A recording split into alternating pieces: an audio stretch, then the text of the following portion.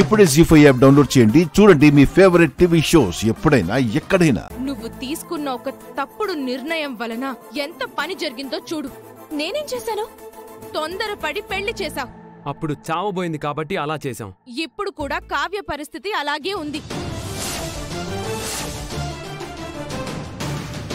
మీరు పెళ్లి చేయకుండా తీసుకొనొచ్చుంటే ప్రేమించిన వాడి గురించి, వాడి బ్యాక్గ్రౌండ్ గురించి ఎంక్వైరీ చేసుండేవాళ్ళం. ఎంక్వైరీ చేస్తే మాత్రం ఏ లాభం?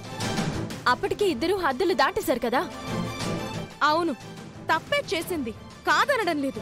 కానీ అందరం కలిసి కావ్య సమస్యకి మంచి సొల్యూషన్ చూసేవాళ్ళం కదా. ఇందుకే అంటారు, పెద్దవాళ్ళు తమ అనుభవాన్ని దృష్టిలో పెట్టుకుని నిర్ణయాలు తీసుకుంటారు, పిల్లలేమో క్షణికావేశంలో నిర్ణయాలు తీసుకుంటారు అని. ఇప్పుడు కావ్య వాళ్ళ అత్త మామలకి ఆస్తిలో వాటా కావాలంట. ఇస్తారా?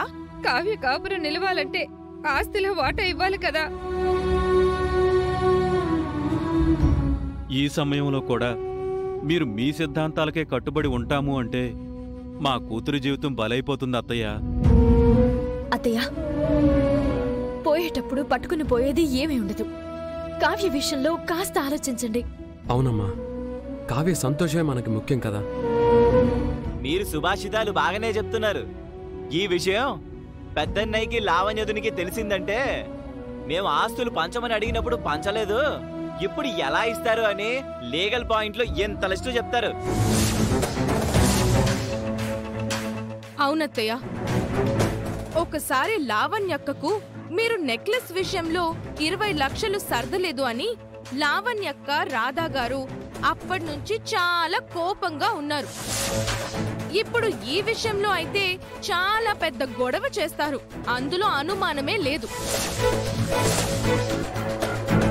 ఆస్తి పంపకాలు అంటే ఆలోచించాల్సిన విషయమే.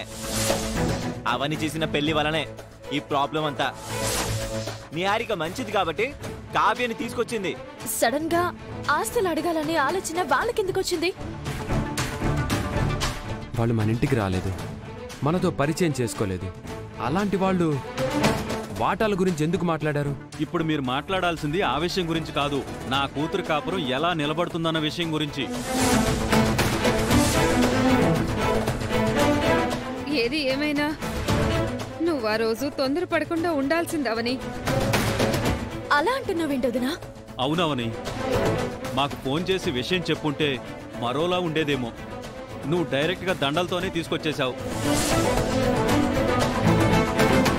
నట్టింట్లో జ్వాల లెగసి పడతాయని చెప్పాను కదా, అదే జరుగుతుంది చూడు. అవును బంగారం, నువ్వు ఏదంటే అదే జరుగుతోంది. చదువుకోవాల్సిన వయసులో, జీవితంలో సెటిల్ కావాల్సిన వయసులో తప్పటడుగులు వేస్తే ఇలాగే ఉంటుంది. అన్ని విషయాల గురించి బాగానే ఆలోచిస్తావు, కావ్య పెళ్లి విషయంలో మాత్రం తొందరపడ్డావు. అందుకే ఏదైనా పని చేసేటప్పుడు దాని పర్యవసానాలు కూడా ఆలోచించాలి. కావ్య,